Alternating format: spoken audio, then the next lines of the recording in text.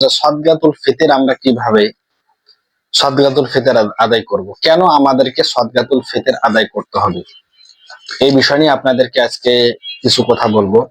সদকাতুল ফিতর আদায় করা হয় যে এই সদকাতুল ফিতর রোজা থাকা অবস্থায় আমরা যদি দুই কারণে সদকাতুল ফিতর আদায় করা হয়। একটা হচ্ছে যে আমরা রোজা থাকা অবস্থায় যে অশ্লীল কথাবার্তা, অশ্লীল কাজ যেগুলো করছে এগুলোর কাফারা দেওয়ার জন্য, আর দ্বিতীয় নম্বর হচ্ছে যে এতিম যারা রয়েছে তাদের মুখে কিছু দেওয়ার জন্য, তারা যেন কিছু ভালো মন্দ খাইতে পারে, এই জন্য সদকাতুল ফিতর আদায় করা হয়।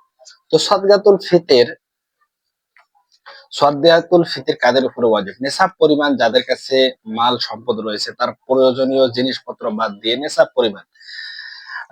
পরিমাণ মাল কাকে বলা হয়? নেশাব পরিমাণ মাল কিরকম মালকে বোঝায় যে আপনি আপনার ব্যবসার ক্ষেত্রে দেখা যাচ্ছে যে আপনার ব্যবসা বাদ দিয়ে, আপনার ভরণ পোষণ এগুলো বাদ দিয়ে, অর্থাৎ আপনার জরুরি যেগুলো সেই জিনিসগুলো বাদ দিয়ে পরবর্তীতে আপনার দেখা যাচ্ছে 1 বছরের জন্য আপনার 90,000-এর মতন টাকা নেশাব পরিমাণ মাল বলা হয়, অর্থাৎ নেশাব পরিমাণ সম্পদ বলা হয়। তো যদি থাকে তাহলে আপনার উপর ফেতরা দেওয়া ওয়াজিব, অবশ্যই আপনাকে ফেতরা দিতে হবে, জাকাত দিতে হবে, এতটুকুই। তো ফেতরা কতটুক, কিরকম ভাবে ফেতরা আপনারা দিবেন? তো বর্তমান ইসলামিক ফাউন্ডেশন যেটা নির্ধারণ করে দিয়েছে, বাংলাদেশের ইসলামিক ফাউন্ডেশনে যেটা নির্ধারণ করে দিয়েছে সেটা হচ্ছে যে প্রতিজন 110 টাকা করে দিতে হবে। সেটা গমের উপরে তারা ডিফেন্ড করে, গম, চাল, তারপর খেজুর, কিসমিস এগুলোর উপরে তারা কিন্তু নির্ধারণ করে। যখন যেরকম সৌদি আরবে আপনারা দেখেন, সৌদি আরবে কিন্তু খেজুরের বিনিময় তারা কিন্তু ফেতরা দেয়, অন্যান্য দেশে অন্যান্য সিস্টেমে ফেতরা দেয়। তো আমাদেরকে আমাদের বাংলাদেশে গম অর্থাৎ চাল এগুলো দিয়ে কিন্তু আমরা ফেতরার একটা দেখা যাচ্ছে যে ফেতরার একটা নির্ধারণ করা হয়েছে, ইসলামী ফাউন্ডেশন সেটা নির্ধারণ করেছে। তো সেটা আমাদেরকে পালন করতে হলে অবশ্যই আমাদেরকে যারা আলেম রয়েছে তাদের কাছ থেকে কিছু জানতে হবে। তো আপনারা কিভাবে ফেতরা সেখানে দিবেন, কিভাবে আপনারা ফেতরা নির্ধারণ করবেন?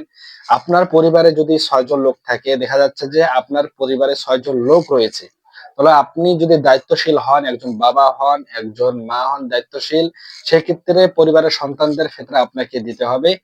আর মনে রাখতে হবে, দেখা যাচ্ছে যে ঈদের আগ মুহূর্তে, অর্থাৎ দেখা যাচ্ছে ঈদের নামাজের আগে আপনার একটি সন্তান জন্ম হয়েছে, কিন্তু আপনি একজন সম্পদশালী, আপনার নেশাব পরিমাণ আপনার সম্পদ রয়েছে, তাহলে ওই সন্তানেরও ফিতরা আপনাকে দিতে হবে। এগুলো কিন্তু অনেকেই বুঝে না, জানে না। তো অবশ্যই এই ফিতরাটা আমরা অনেকে কিন্তু অবহেলার মধ্যে কেটে দিচ্ছি, অনেকে কিন্তু বুঝতেছি না। এই ফিতরাটা আমাদেরকে দিতে হবে।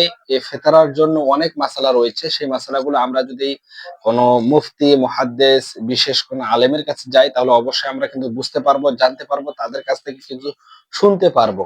তো অবশ্যই আমরা তাদের কাছে যাব, কিছু শুনবো।